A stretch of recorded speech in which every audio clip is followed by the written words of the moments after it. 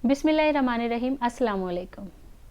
हमारे अंदर एक फ़ोर्स होती है जो कि हमें हमारे प्लान्स को फॉलो करने से और हमारे ड्रीम्स को परसू करने से हमेशा रोकती है। अरस्तु और सुकरात ने उस फोर्स को एक्रेशिया का नाम दिया है। एक्रेशिया का मतलब है सेल्फ कंट्रोल का लैक, और इसको हम इंग्लिश में प्रोक्रेस्टिनेशन भी कहते हैं। Procrastination is the act of delaying और postponing your plans, your goals, your routine.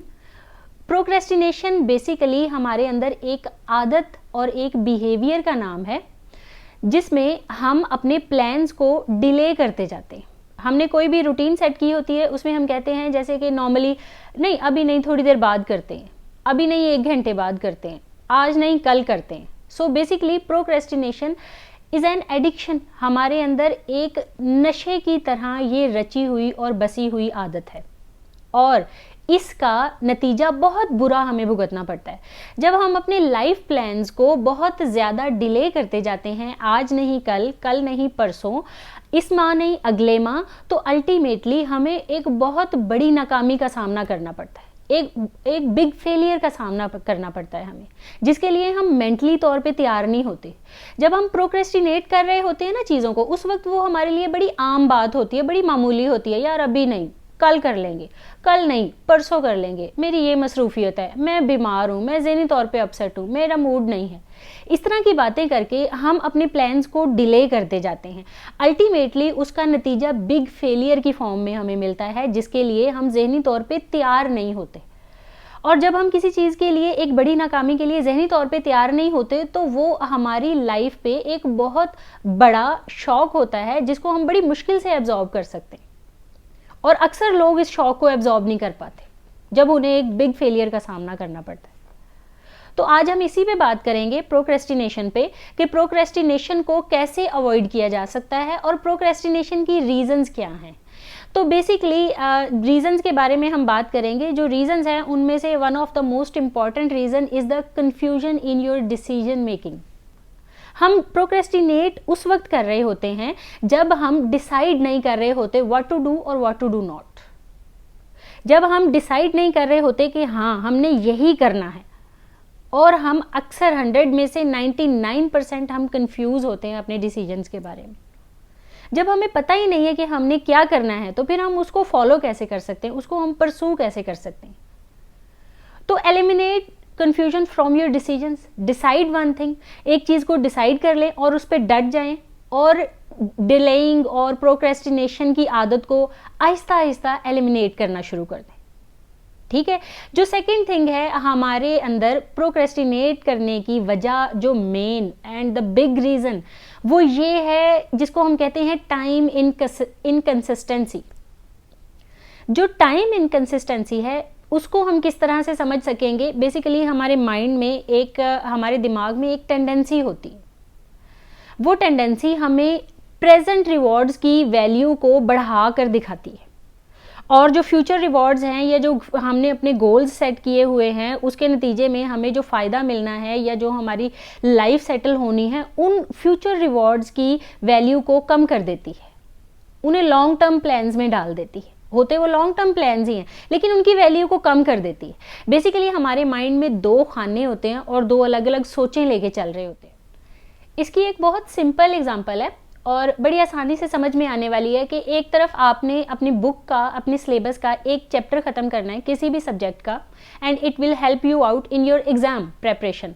अगर आप अपने एग्ज़ाम की तैयारी करेंगे और अभी जो आपने एक चैप्टर तैयार किया हुआ है वो हेल्प आउट करेगा नेक्स्ट फ्यूचर में। दूसरी तरफ आपकी सिस्टर आपको बुला रही है कि एक आधे घंटे का प्ले है, प्ले बहुत ज़बरदस्त है, प्लीज़ आ जाओ आ जाओ आ जाओ।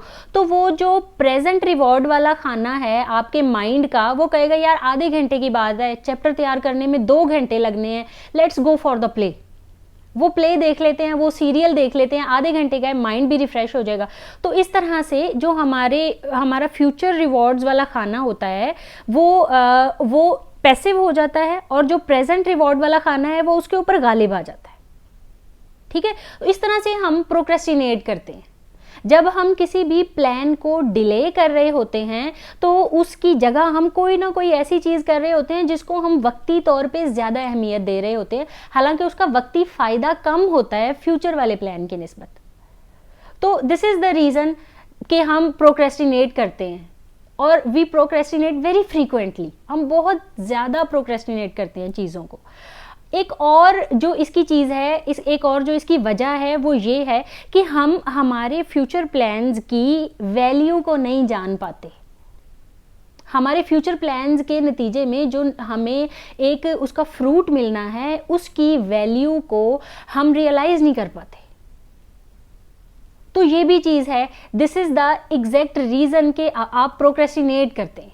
मसलन अगर एक चैप्टर आपने ख़त्म कर लेना है आज, तो वो आपको आपके एग्ज़ाम डे पे कितना ज़्यादा हेल्प आउट करेगा, इस चीज़ का अंदाज़ा आपको वक्ती तौर पे नहीं हो रहा होता। या अगर आज आपने अपना वर्कआउट मिस कर दिया, आधे घंटे का वर्कआउट है, आप आधा घंटा रोज़ जिम करते हो, आपने आज अगर मिस कर दिया तो वो आधा घंटा, वो 30 मिनट्स आपकी रूटीन को कितना डिस्टर्ब कर सकते हैं, इस चीज़ का अंदाज़ा आप नहीं कर पाते, जिस वजह से आप प्रोक्रेस्टिनेट कर देते हो। आपके जो प्रेजेंट बेनिफिट्स हैं वो डोमिनेट कर जाते हैं over the future benefits. So these are the reason why we procrastinate frequently. तो अब हम सॉल्यूशंस की तरफ आते हैं कि हम इस चीज़ को ओवरकम कैसे कर सकते हैं। हम इस चीज़ को ओवरकम कर सकते हैं, सबसे पहले तो ये एक इसका बड़ा सिंपल सा टिप है कि आप ईजी स्टार्टिंग लें। अपना किसी भी प्लान को स्टार्ट करने का जो बिहेवियर है ना, वो बड़ा आसान रखें। बहुत ज़्यादा मैपिंग ना करें, बहुत ज़्यादा स्ट्रक्चर्स ना बनाएं, बहुत ज़्यादा लंबे प्लान्स ना सेट करें। इंसानी दिमाग है ना, इंसानी दिमाग बोर हो जाता है, थक जाता है, सबसे पहले सरेंडर करता है। जब आप कहते हैं ना कि उफ मैंने ये पोजीशन हासिल करनी है 5 साल में, 5 साल के लिए मुझे डेली सुबह 5 बजे उठना पड़ेगा और मुझे रोज़ाना सुबह 5 से रात 10 बजे तक इतना काम करना पड़ेगा, हम उसी वक्त सरेंडर करके बैठ जाते हैं, हमारा दिमाग सरेंडर कर जाता है, नहीं मैं नहीं कर सकता। तो हमेशा इजी स्टार्टिंग ले। 2 दिन का प्लान बनाएं, 1 हफ्ते का प्लान बनाएं। 2 दिन का प्लान बनाएंगे, फ्रेश खुशी खुशी वो काम करेंगे, 2 दिन में वो ख़त्म हो जाएगा। उसके बाद नेक्स्ट 2 डेज़ का प्लान बना लें। तो हमेशा इजी स्टार्ट लें ताकि आप जहनी तौर पे फ्रेश रहें, क्रिएटिव रहें और थकें ना। दूसरा इसका सॉल्यूशन ये है कि आप हमें अपनी सोशल मीडिया ऐप्स को डिलीट कर दें अगर आप अपने एम्स को और अपने प्लान्स को परसू करना चाहते हो। हमने अक्सर ये देखा है और मेरे साथ भी ऐसा होता रहा है, बहुत सारे लोगों के साथ ऐसा होता है कि जब हम मोबाइल पे टाइम देखने के लिए सिर्फ उसकी स्क्रीन को ऑन करते हैं, हम उसका लॉक खोल देते हैं और ना चाहते हुए भी 2-4 ऐप्स को ओपन करके देखते हैं, यहाँ क्या हो रहा है, व्हाट्सएप ओपन कर लिया, उसके बाद चलो फेसबुक देख लेते हैं, चलो इंस्टा देख लेते हैं।